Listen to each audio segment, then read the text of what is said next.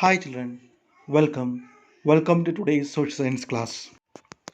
In this video, I am going to start a new lesson that is from your history, third chapter, the Delhi Sultans.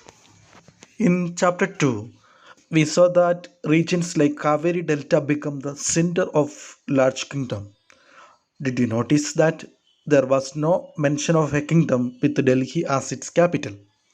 That was because Delhi became an important city only in the 12th century. Look at table 1. Delhi first became the capital of a kingdom under the Tomara Rajputs, who were defeated in the middle of the 12th century by the Chauhans of Ajmer, also referred to as Chahumanas. It was under the Tomaras and Chauhans that Delhi became an important commercial center. Many rich Jaina merchants lived in the city and constructed several temples. Coins minted here called Delhi Wall had a wide circulation. The transformation of Delhi into a capital that controlled vast areas of the subcontinent started with the foundation of the Delhi Sultanate in the beginning of the 13th century. Look at the table 1 again and identify the five dynasties that together made in the Delhi Sultanate. The Delhi Sultanate set the stage for an interesting phase in history called the later medieval period. Five dynasties ruled during this period: the Slave dynasty, the Ghalji dynasty, the Tughlaq dynasty, the Sayyid dynasty, and the Lodi dynasty. The Delhi Sultanate built many cities in the area that we now know as Delhi.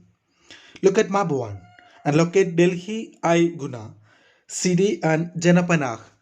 These were the important cities built by Delhi Sultans.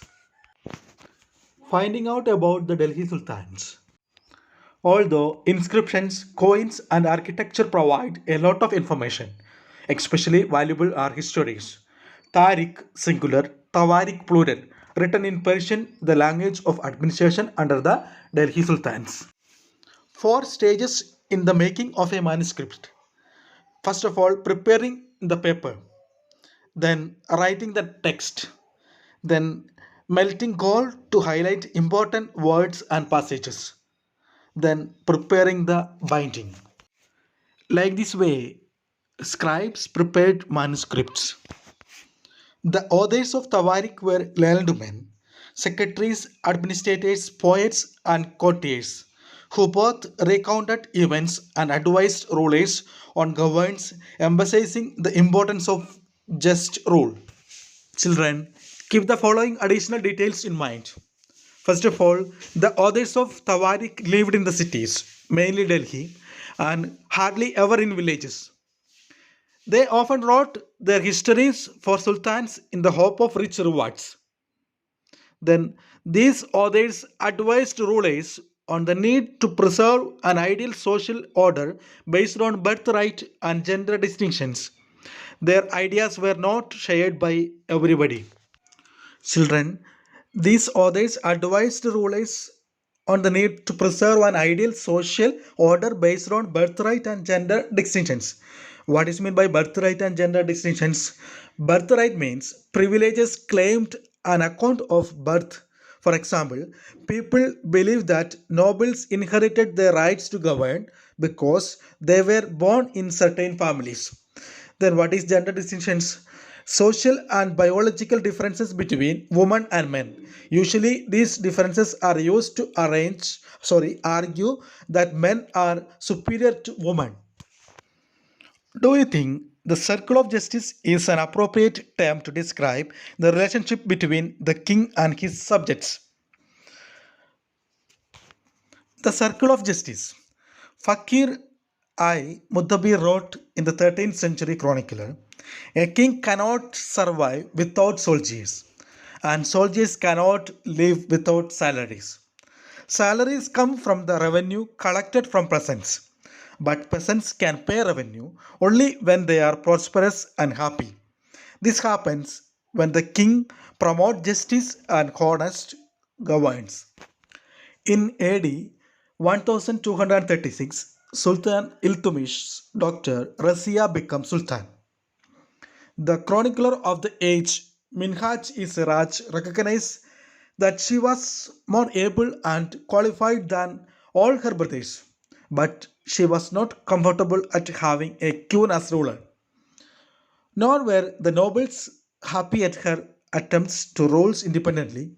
She was removed from the throne in AD 1240.